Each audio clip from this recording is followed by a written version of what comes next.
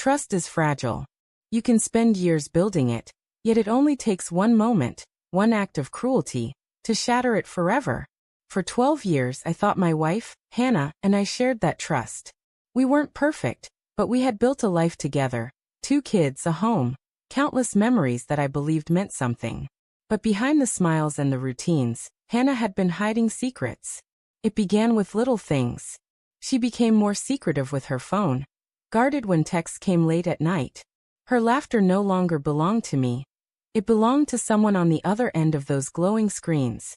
And whenever I asked, she would brush me off, saying I was paranoid. But what I discovered went far beyond simple betrayal. One Friday evening, she poured me a glass of wine after dinner, insisting I relax for once. It seemed innocent enough, but something about the way her eyes flickered, the way her hand trembled slightly, made me pause. I lifted the glass to my lips, pretending to sip, but in reality, I let the liquid slide back without swallowing. That was when I caught it, the faint bitterness, the unnatural taste. It wasn't just wine. My heart pounded, not from the drink, but from the realization. Hannah was trying to put something in me. Something that would weaken me, silence me. Maybe even worse. I excused myself calmly, set the glass on the counter, and stepped into the kitchen. But instead of pouring it down the sink, I made a quick decision. I swapped my glass with hers. Same wine, same cup. Only now she was the one holding it. And when she raised it to her lips, I sat back and waited.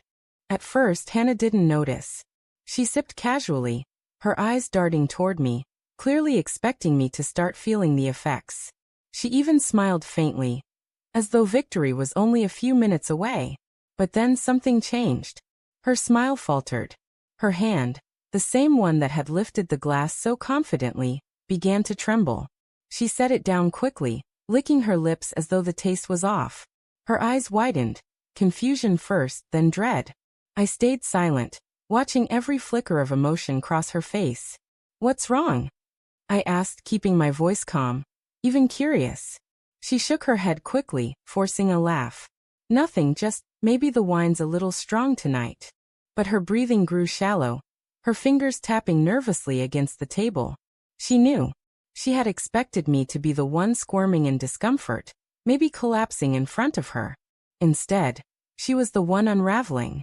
I leaned back, crossing my arms. "Funny," I said softly. "That's the same glass you poured for me. You're drinking what you meant for me, aren't you, Hannah?" Her eyes snapped to mine, fear written all over her face.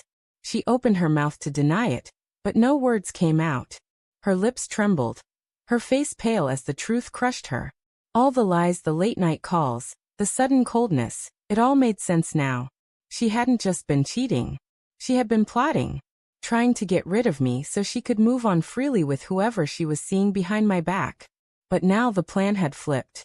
I had the upper hand, and for the first time in years she knew it.